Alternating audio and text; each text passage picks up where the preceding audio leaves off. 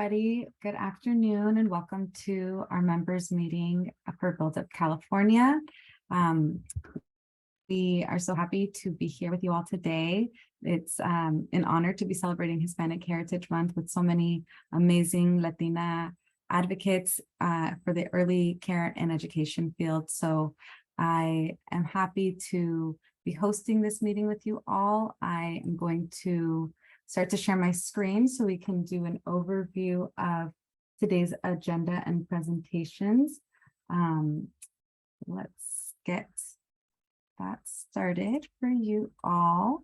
And we're trying as best to have this in a meeting format, even though it's a webinar. So please feel free to get interactive with us, share your thoughts and comments in the chat.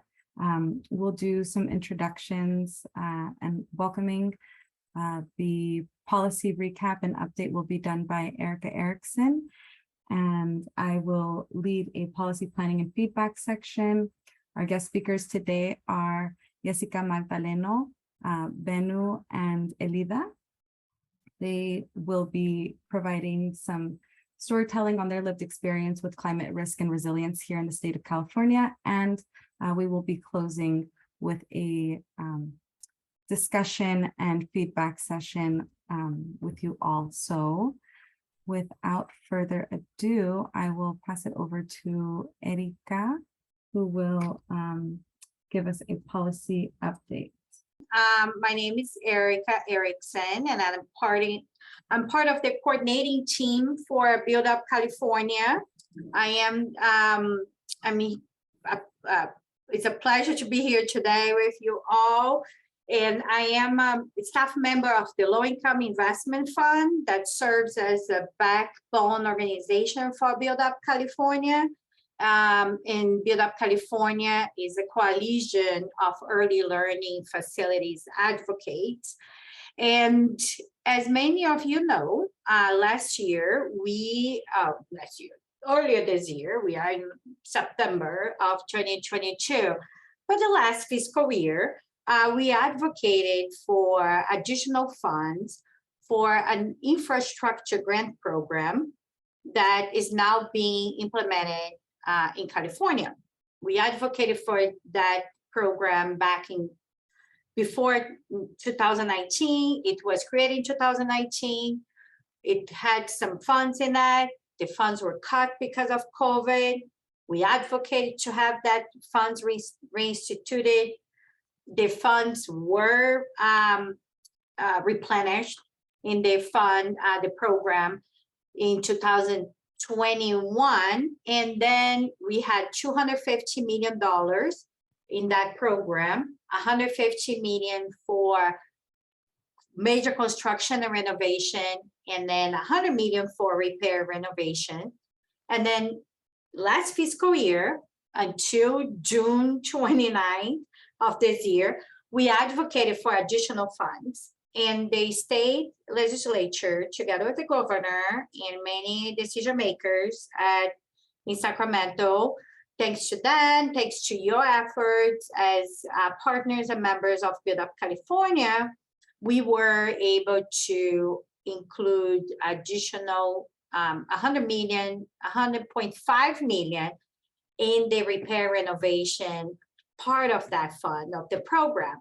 So now we have $200 million for the repair renovations grant, and $150 million for construction and major renovation. The $200 million is being now distributed. Many providers already got the award notice, and many more will receive more notice until January of 2023. These funds are being disbursed by the state, and they will be coming down to our communities in the upcoming months, right? So that's one. There is a major construction and renovation that the RFP for that, we had we heard that there was a change in the schedule. Currently on the DSS website, we have October. Now it's being postponed to November. So expect the RFP to be released in mid-November So that's an update about that. So that's a policy update about infrastructure, the infrastructure grant program. And then today we will be talking about, and Pamela will lead us on that, what will be our priority as a coalition for next year, right? So do we want to increase the funds for the infrastructure grant program? And if yes, what should be the focus of these funds? But also we advocated last year for co-location, for the creation of a fund at the state level to promote the co-location of affordable housing and childcare facilities. That request was not approved. It was $10 million to start that fund. And then we will continue, hopefully we will continue to advocate together, and Pamela will talk a little bit more about that. So that's an overview of our policy strategies, right? Currently, Build Up California is in the process, we are in the process of creating our first strategic plan that will be covering the period from 2023 to 2025 and 3 years. And then part of that will be creating a policy platform for the coalition. So we are looking forward to working with you all on that. But meanwhile, we have an exciting update that Pamela can share this slide about these funds that was a surprise for us, that we have an unusual source of funds for childcare facilities that's coming from the California Department of Forestry and Fire Protection. So because of the big investments, the great investments, thanks to the legislature and the governor for that, we had a great investment as part of the budget in climate resilience. Part of that is the investment through the Department of Forest and Fire Protection that will allocate no less than $30 million for grants to local education agencies, meaning schools, right? And nonprofit childcare facilities receiving government funding, meaning subsidized, right? For projects consistent with the Urban Forestry Act, and they will be releasing more information about that, within school sites or properties used by childcare facilities. These grants or these funds will be allocated to reduce the ambient temperature, and we will be hearing from our speakers about how this is working in terms of the climate change to our communities, the impact of that. So these funds will be applied to reduce that temperature, including by supporting the urban forest, meaning these funds will be invested primarily to enhance our, let's say, landscape, right? And to plant trees and work on the outdoor environment to reduce the temperature in our communities because of the heat waves. And again, we are going to be hearing more about that from our speakers. So the Department of Forest and Fire Protection will be releasing information about this grant. They will have a hearing period, a public comment period of, I believe 1 month, and Pamela can share more when that it will happen. They are preparing for that, but I don't think we have a set month yet.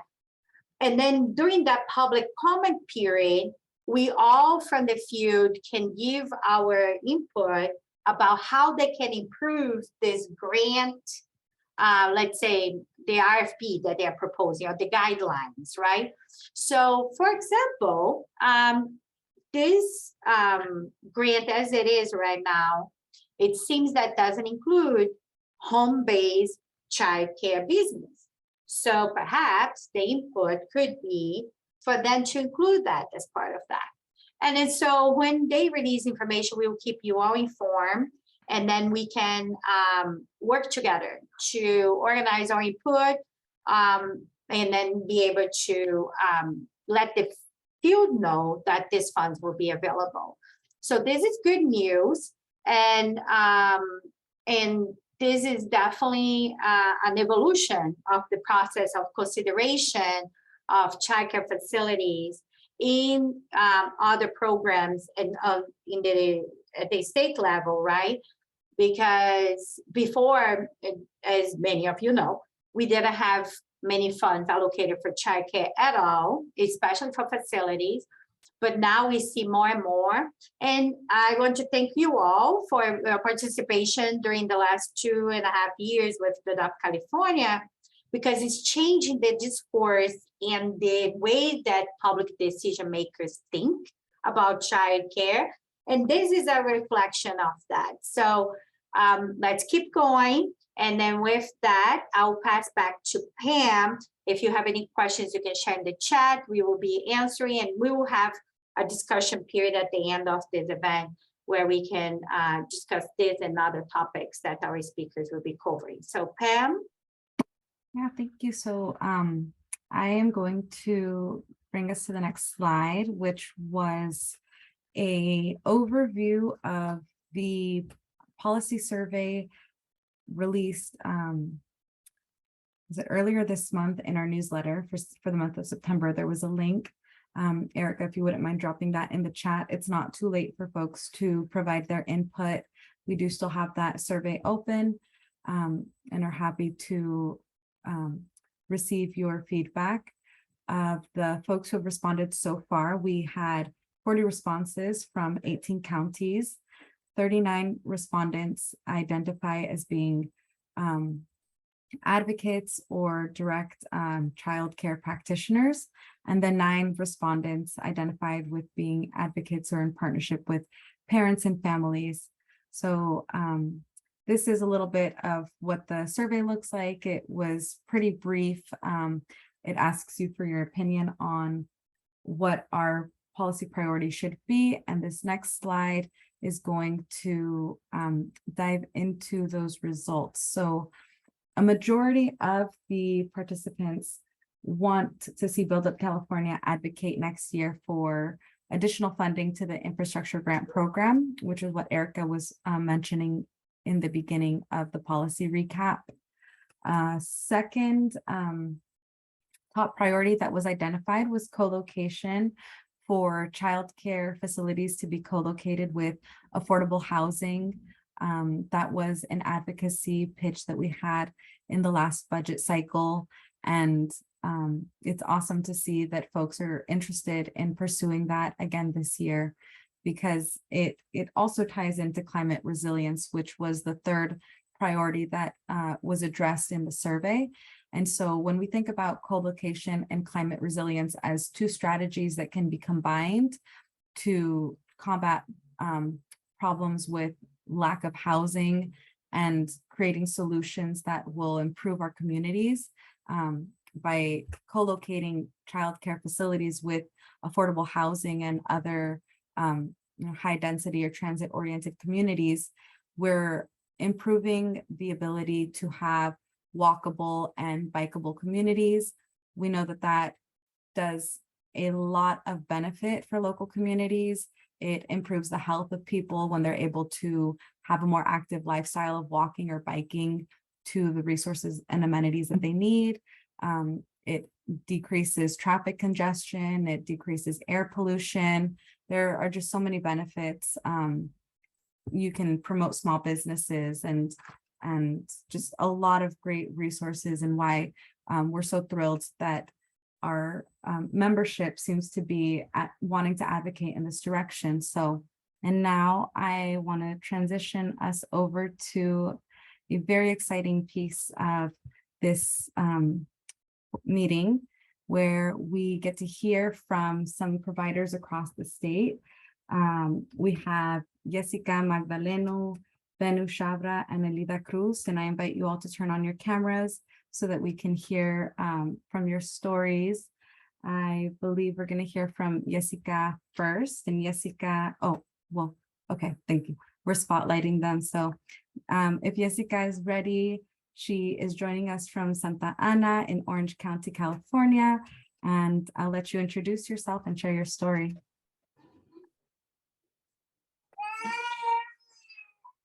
Oh, sorry, you guys are gonna be hearing my baby on my background. I'm Jessica Magdaleno. I'm a child care provider in the city of Garden Grove in California. I've been doing this for 21 years. Welcome, everybody. Pamela, do I introduce myself only, right? Yes. Thank you. And then Benu, yeah. Good afternoon, everyone. My name is Benu Chhabra. I'm a large licensed family childcare provider in Contra Costa County, California for over 22 years, been in field for over 31 years. And thanks for inviting me on this. Thank you. Thank you. And Elida. Hey everyone, this is Elida, and I'm also a childcare provider in the city of Delano, and I'm located in Central California, where it's very, very hot. And I've been in this business. I've had my license since 2001, and I'm excited to be here. Thank you. Thank you. So Jessica, will you be starting with your story?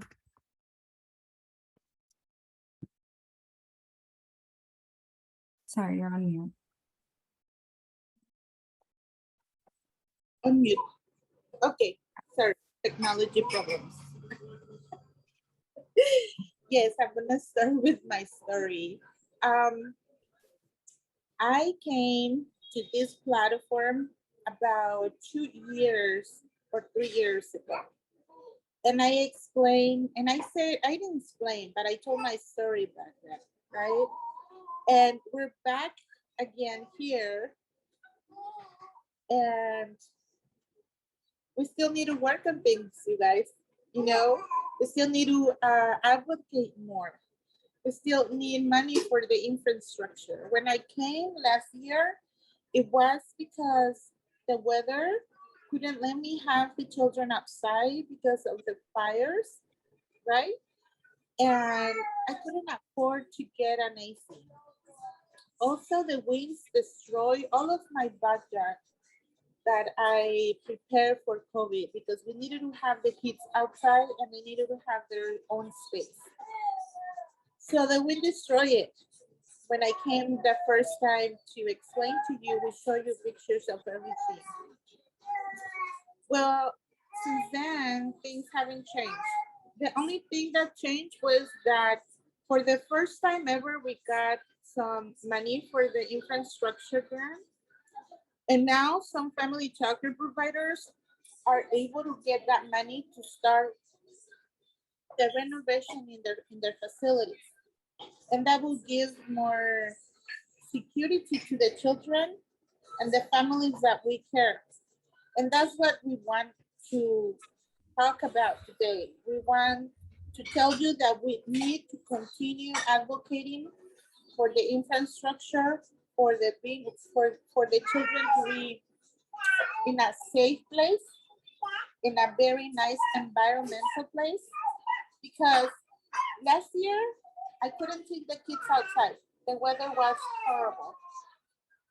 If I put them inside my house, I didn't have no AC. And I'm gonna take the time to show you. We purchased, I don't know if I can turn my camera. Can I turn my camera or no? Well, I don't know if you see in the back, you see some windows in the back. Do you see it? Yeah. Okay, let me see. Do you see it? Mm-hmm. You see the fan right there? Yep. So that fan, I have to turn it on. So the air that is coming from the little AC that we purchased when I came to this platform, we put it there on that's my daycare room. So we put it there, but I use my living room for them to sleep and to come and eat and to do other stuff. So that little fan right there helps me bring the cooler air over here. And then I have another fan that I put in front of the baby scripts so the air goes to them. And so I know that sometimes when you are advocating for us, you don't really see the big what is going on or the big picture. But that's how we run our daycares sometimes, to have the children cool in the first place and safe, right? Safety, because we cannot have it outside. The weather is horrible. Like like this year, about 3 or 4 weeks ago, we have a heat weather.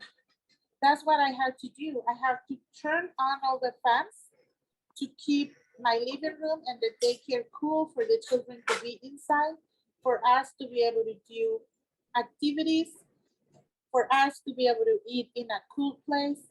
And so that's why I come back this year when they asked me if I wanted to participate, because it is important that you guys see that we need that infrastructure, right? I'm very glad and I'm very grateful that this year we were able to get those monies for many, many providers through the state of California, but it was not enough, right? And we have a lot of children in our care through the state of California. We are about 23,000 family child care providers. So just imagine how many families we have. So I'm gonna leave you with this thoughts in your head of when you are advocating, also advocate for the children that come to the family child care providers. We really need that infrastructure money to give better services to the children, right? To better the facilities, to better their lives, because we take care of them. They're the future. They're the future for California. Thank you. I don't know if anybody has any questions. Thank you, Jessica. Maybe we'll just have our presentations go, and then at the have plenty of time for questions. To Jessica, that these are so important and they're so powerful, and your voice it's a strong reminder of why we need to continue advocating. There's a article that we are going to share out, but it just reminded me of how important it is, the work that you do caring for young children and them being at a very vulnerable space in their lives where their bodies are developing and they're growing and they're impacted by the environment that they're in. So I will pass it on to Elida, and she will share with us her experience as well. Hey everyone. Well, like I said, my name is Elida Cruz and I'm in Central California. And like Jessica said, just a few weeks ago, we went through a heat wave that my town reached 115 degrees. And with that, I'm also going to share with you guys that I'm in this out in the country where I work a lot with agricultural people, agricultural workers, and they pick grapes. And what they do here is that when it's extreme heat, they ask for the workers to go in at work and enter around 4:30 in the morning. So therefore, I have to adjust my schedule to open my daycare as early as 4 o'clock in the morning and receive those children because of the heat wave. And also that's very important also to share with you guys that I take the school children, I distribute to the right schools, but I also keep maybe half of the children here at the house. And with that, I have to change my whole curriculum because on a heat wave, I cannot take those children, those little toddlers outside. It's extreme heat. I don't want them to have a heat stroke. And so therefore, I have to readjust my curriculum to show them and work with them inside. And that brings to another discussion that I like to bring up, which is the physical exercise for the children. They're not getting that. Why? Because I don't have the right temperature. And then also I don't have the correct environment for them. And another thing that I like to share with you guys is an example of the heat wave and how the climate change is affecting us. I'm going to share with you guys an example of Johnny. If Johnny has asthma and all this environment, all these fires come up, I can't take Johnny out to play Why? Because Johnny, if he breathes in all the dust, all the ugly ashes on the environment, Johnny can go into very critical condition, medical critical condition, that I'm as a provider have to be very careful with Johnny. So that affects me really bad. Another point that I like to share with you guys is my air conditioning, my electricity bill. My electricity bill last year went up to reach around $750 just for 1 month. And also, if we could get like help in replacing those old what do you say, those old air conditioning systems and replace them, that can give us maybe save us a little bit of money and provide us with a more reasonable environment for those children. I spoke to a provider last week, and she says, Elida, you know what, I'm really worried. Guess how much my bill was? It was around $750, and she couldn't pay the electricity bill. So she says, guess how much I owe the electricity company? She says, my bill is up to $1,500. And so we're struggling. We are struggling, you guys. And so therefore, I really appreciate Build Up California for helping us in raising our voices and to hear each other and empower each other. And that way we can ask for more funding. It's for the sake of the children, for the help of us providers to be able to give a more, how can I explain it? See, I get emotional. And when I want to describe, to give a better environment for the children.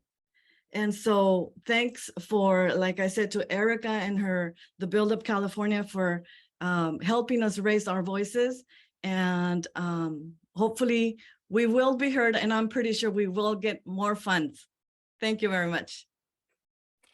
Thank you, Elida. And she brought up two really, excellent points that I just want to emphasize. One, being the farm working communities and the hours that you provide starting at 4 a.m. I mean, how many centers can say that they open their doors at 4 a.m. And my background is working in center-based care, but I'm just astounded when I hear stories of family childcare providers who really meet the needs of their community and offer services to support families where they're at.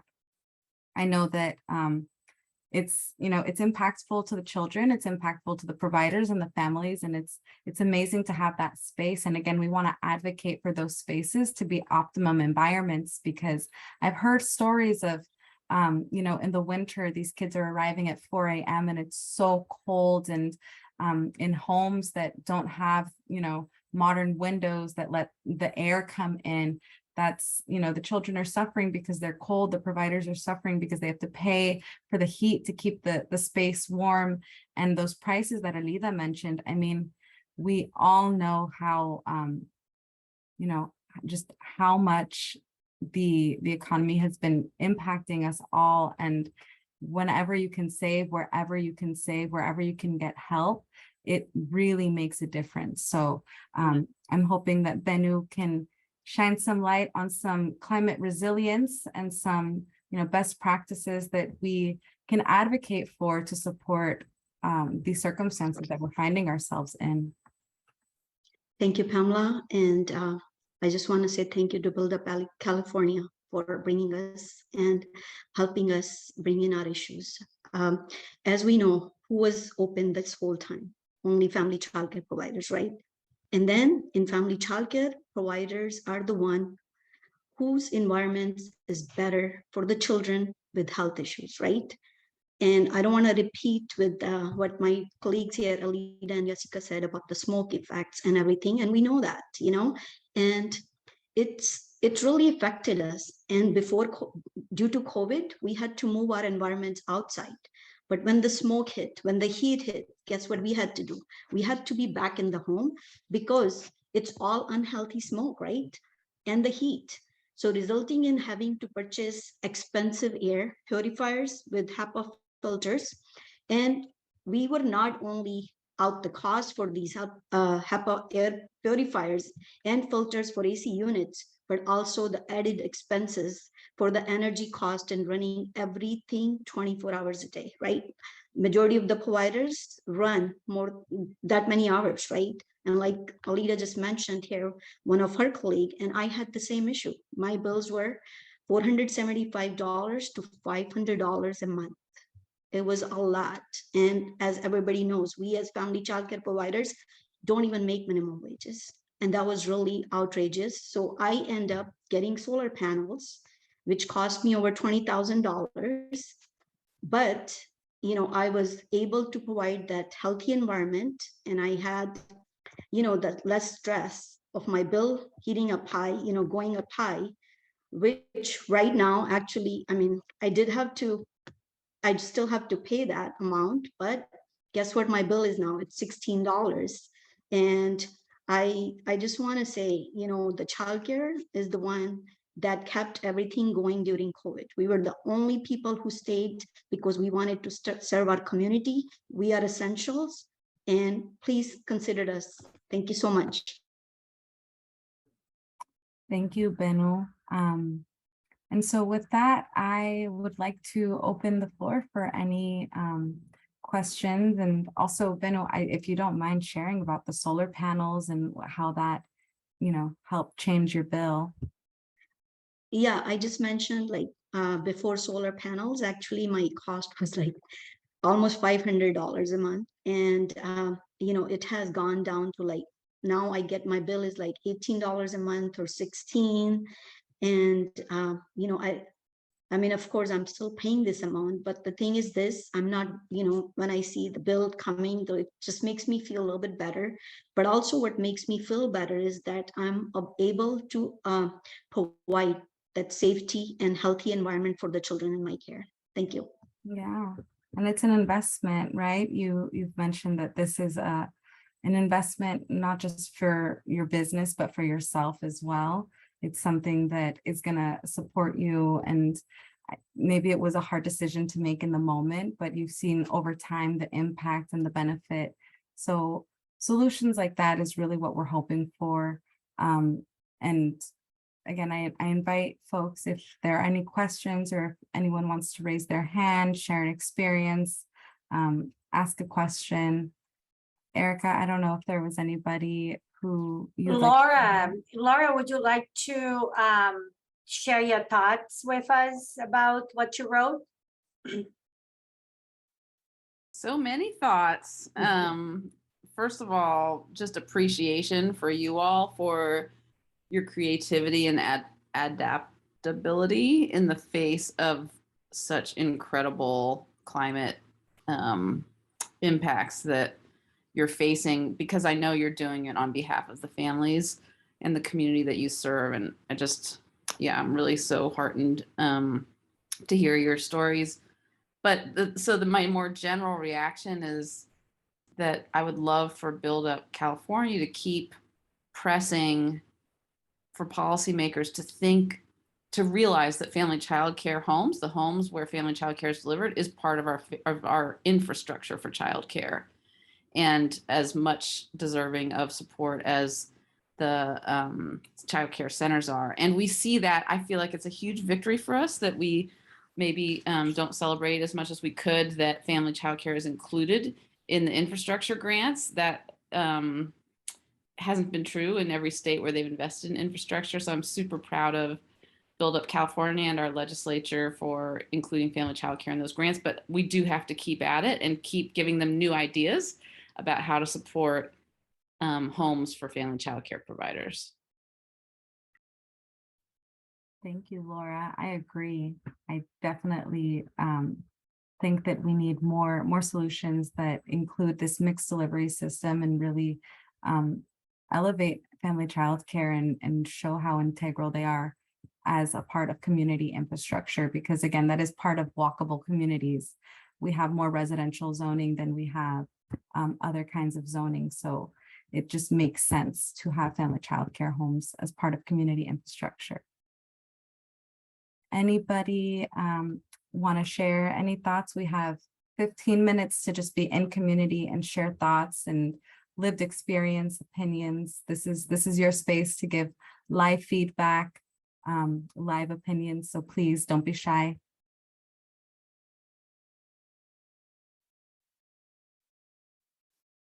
Matthew? Hi, everybody. Couple thoughts. So on this topic of family child care homes and climate change. So in addition to sort of directly requesting funds from the state government, I know that sometimes organizations, local utilities, folks like PG&E have grant programs. And so I wonder if it might be worth doing a little advocacy at perhaps some of the utilities around either things like reduced rates, or perhaps forgiveness programs for licensed family child care homes with high utility bills, or perhaps even things like AC upgrade grants, because it's going to benefit the utility if you have a more efficient air conditioning unit in your family childcare home, because they have to generate less electricity. And so that may be another path to getting the same sorts of impacts. I realize that it's hard to advocate at all of the different places, but that may be another pathway to get to what we need.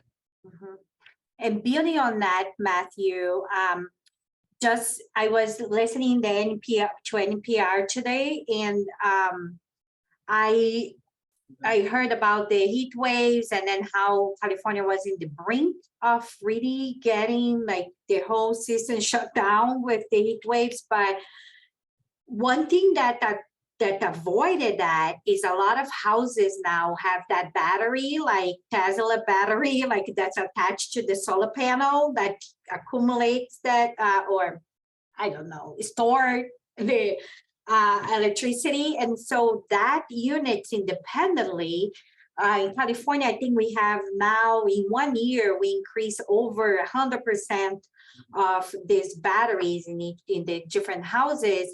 And that is good for our electricity system, right?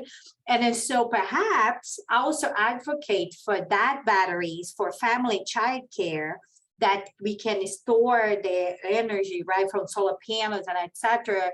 I'm not sure if they can be used without the panel, but probably only with the panel. But I think that that's also connect with what you're saying, that is an advocacy point in terms of talking points, like that connects with the need for sustainable grid, right? As we evolve with the heat waves. And is a creative solution that can come also from the childcare field in terms of climate resilience. So just want to add that point.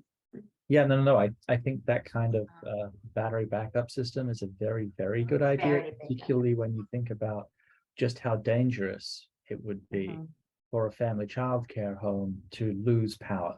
Right? If you have a handful of infants in a house where it's 120 degrees outside, but no power inside because the utility has had to shut down electricity for the whole neighborhood. So I actually think that that's an interesting idea, and it's it opens up another couple of sort of avenues for advocacy, right? So one would be around emergency infrastructure, but a second would be to the battery backup system companies, right? The largest one of which I think is probably Sunrun, which is sort of Elon Musk and connected to Tesla. But they build and sell household battery backup systems, and so it may be worth a letter to Elon and his Silicon Valley friends. Dear friends, we need your support. Benno, can you share what you share in the chat or the Q&A?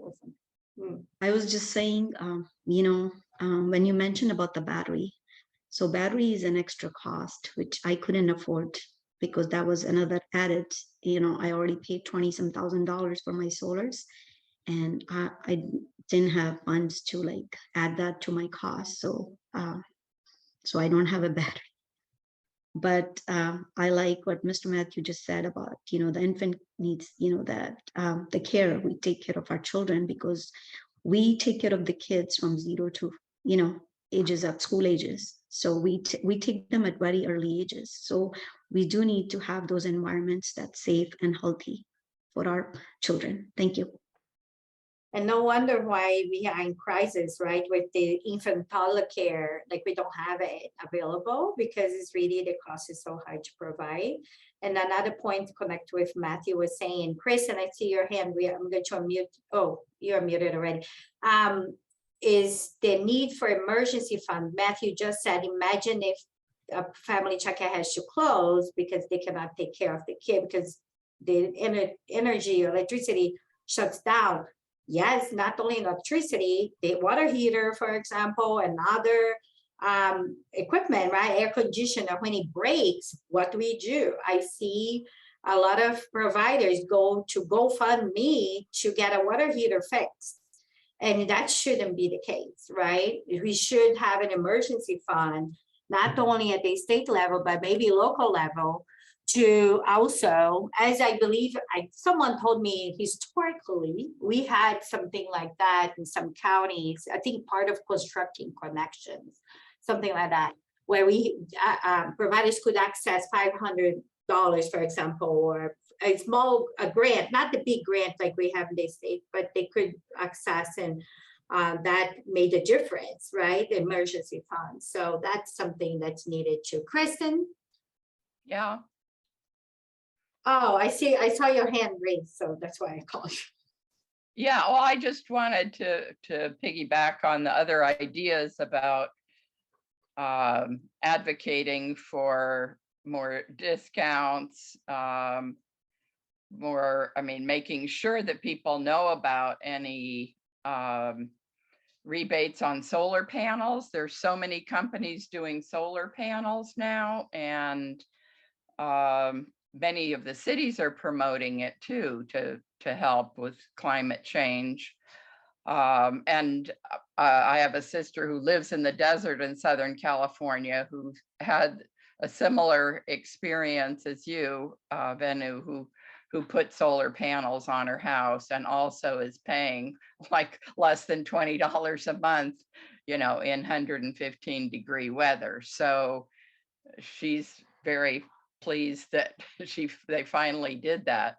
But I think a lot more people are looking at both solar panels and battery backup, some because they're using electric cars and also trying to plug in their cars at home. So you see more of that going on. But I think if we could research and compile more of the options for all the different kinds of solutions to help get that information out to the field, that would be helpful.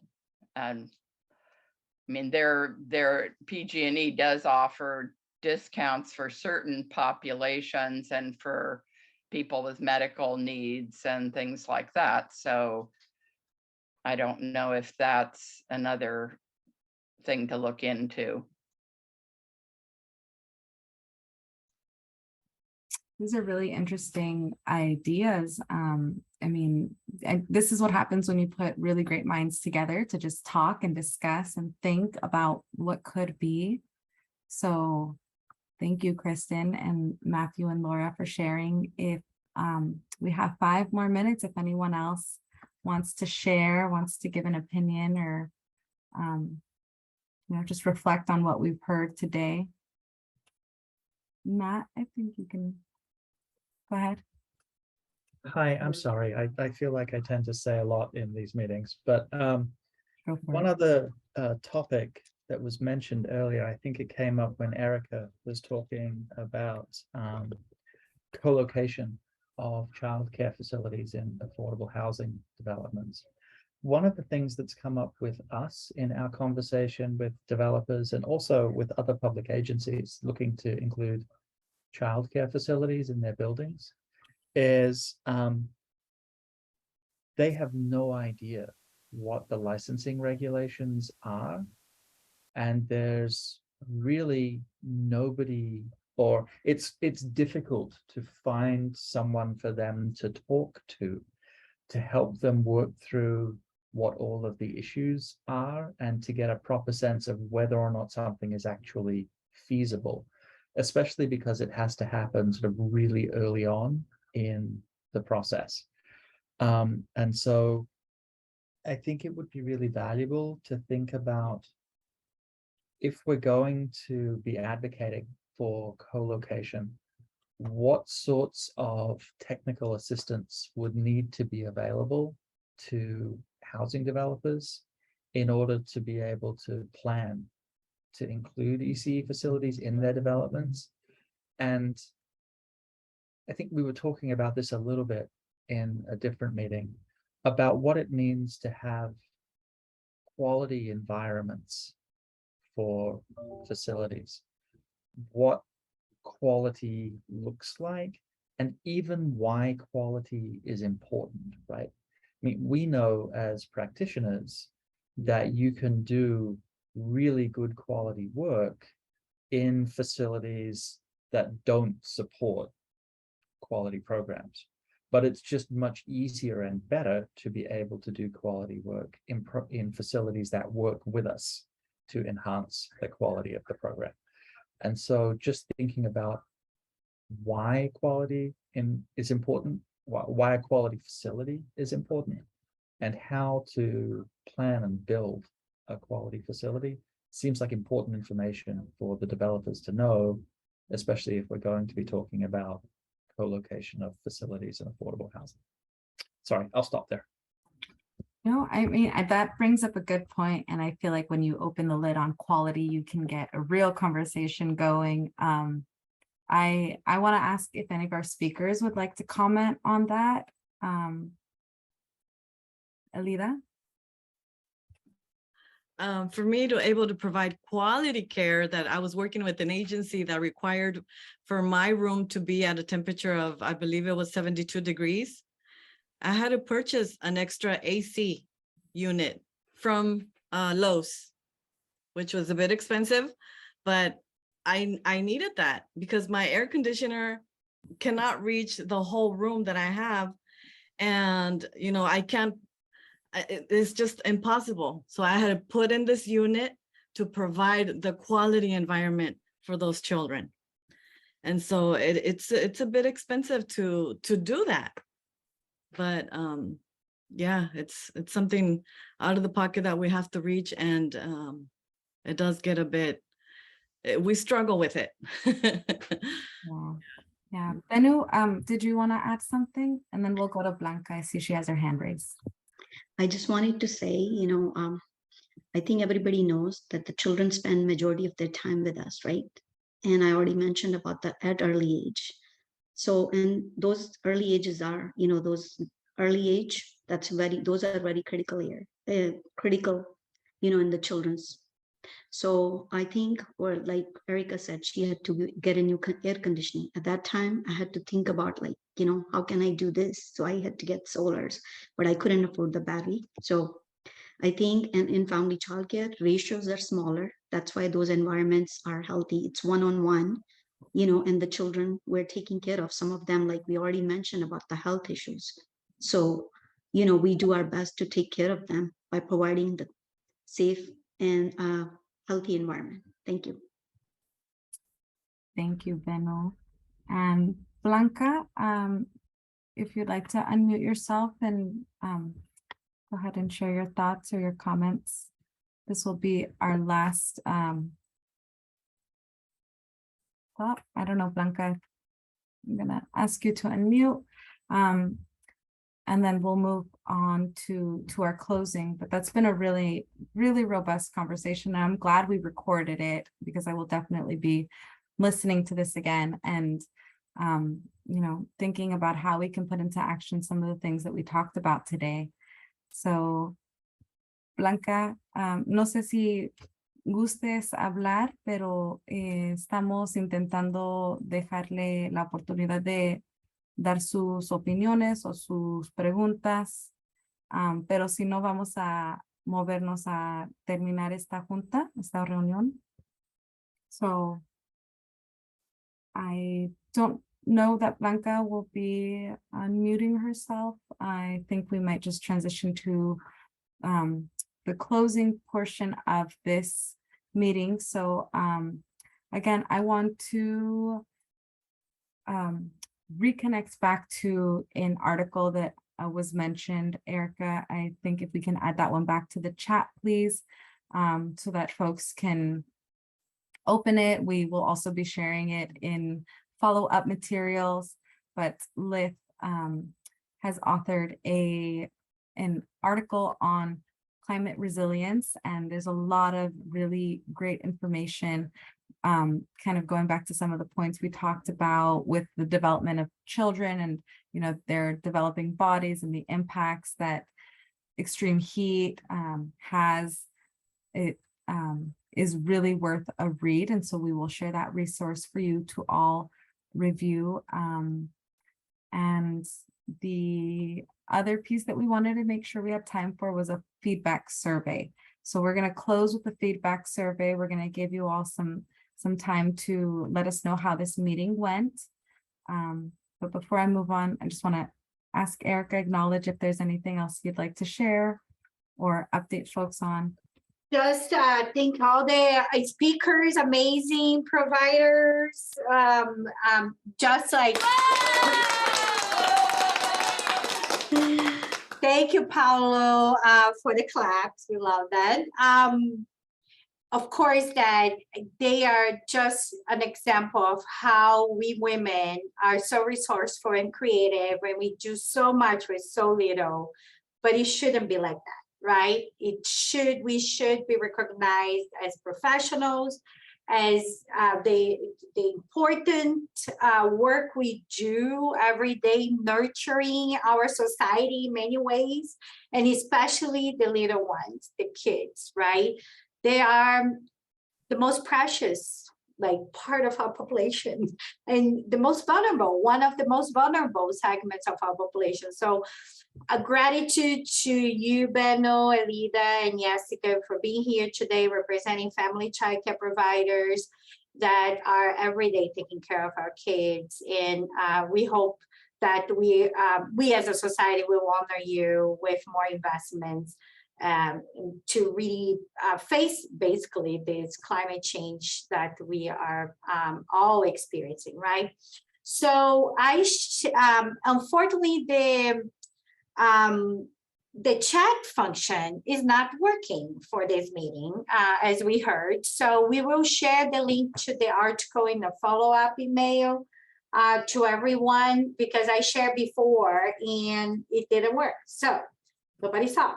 And so I will maybe put here as an answer to a question, Laura's question. I'm going to share that. I did.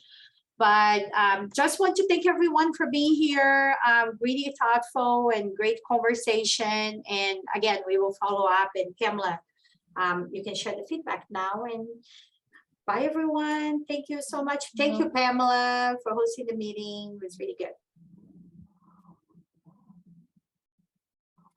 Thank you all. Thank you all for being here.